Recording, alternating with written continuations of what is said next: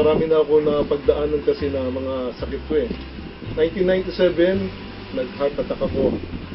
And then, 1999, nagkaroon ako ng problema sa left kidney. Nagkaroon ng kidney stones. And through medication, lumabas naman yung mga kidney stones. And then, itong pinaka-latest, itong 2013, namilipit ako ng sakit ng tiyan ko dito sa right side. Hanggang sa nawalan na ako ng malay, dinala ko sa ospital. At ang findings nga, yung yung gallstone, merong gallstone na kailangan daw matanggal para mawala yung pananakit. Okay na nga yung yung inopera sa akin, pero yung palang kidney ko ay nagmamalfunction. Lumalabas na 22% na lang ang function ng kidney ko. Ayoko naman magpa-dialysis. Hanggang sa lumipat kami sa ibang doktor, second opinion, ganun pa rin, dialysis pa rin ang ang payo sa akin. Ayoko talaga magpa-dialysis. Sabi ko, magwa-water therapy na lang ako kaysa magpa-dialysis. Unti-unti nararamdaman ko para ako nauupos sa kandila, pahina ng pahina. Sa umaga, malakas. Pagdating ng tanghali, hihiga na ako dahil iba na pakiramdam ko eh. Nangihina ako, nilalagnat na. Ganun na nangyari sa akin noon. Araw-araw, ganun. Hanggang sa talagang nanghinang-hina na ako. Ibang-iba na ang pakiramdam ko. Iba na rin ang itsura ko. Sabi nga ng mga anak ko, Daddy, bakit kayo kulay gray na? Saka bloated na ako noon. Dumating naman sa amin noon si Tess Clanor. Nag-alok nga ng PICAP.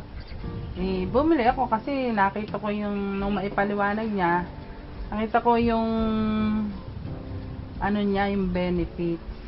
Tapos nung ginagamit na namin yung PICAP, sabi ko dito, bakit ayaw mo bang uminom dito? Sabi niya, ordinaryong tubig din lang naman yan. Ako naman nagwa-water therapy. Ayoko. Hindi ako naniniwala dyan. Hanggang sa hindi na rin ako makatiis noon. Ininom ko yung tubig na tinimpla ng misis ko dun sa PICAP. For 1 week, tuloy-tuloy lang ang iniinom ko. Saka medyo konting sa pagkain. Alam nyo, after 1 week, naramdaman ko, parang merong gumagalaw dito sa akin. Pag ihi ko noon, doon ako nahirapan. Kasi alam ko maraming lalabas na ihi. Pero tumutulo lang siya. Hanggang sa dugo na yung lumalabas. Nahihirapan na ako, pero pinilit ko pa rin pag-ihi. Hanggang sa lumabas yung pinakamalaking kidney stones na ganitong kalaki. So, nung araw na yon, 3 kidney stones na lumabas sa akin. Kinabukasan, ang pakiramdam ko, mahina pa rin. Pero iba na, hindi na tulad ng dati. Unti-unti, nagbalik yung lakas ko. Hanggang sa ngayon, lumakas ako. Hindi talaga ako nagpa-ano noon. Hindi ako nagpa-dialysis. Nagpa-dialysis ang father ko. Anong nangyari sa father ko? Namatay. Ang mother-in-law ko, nagkaroon din ng problema sa kidney. Nagpa-dialysis, nangyari, namatay din. So, kung ako nagpa-dialysis, palagay ko ngayon, patay na rin. Ay, napakalaking bagay sa amin ng Long Beach. Talagang, sa ngayon, tuloy-tuloy pag inom ko ng tubig na galing sa PICAP. Hanggang ngayon, may lumalabas sa akin mga kidney stones. Naramdaman ko, meron lumalabas. Tuloy-tuloy siya. Iba ang pakiramdam ko ngayon. Hindi tulad nung na parang lagi ako nanghihina, laging antukin. Pero ngayon, masiglang ang nararamdaman ko. Long Ridge, talagang swerte namin sa inyo.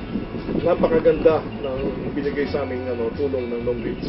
Sa akin, sa kalusugan ko, gumaling ako, sa pamilya ko, sa misis ko, sa mga anak ko.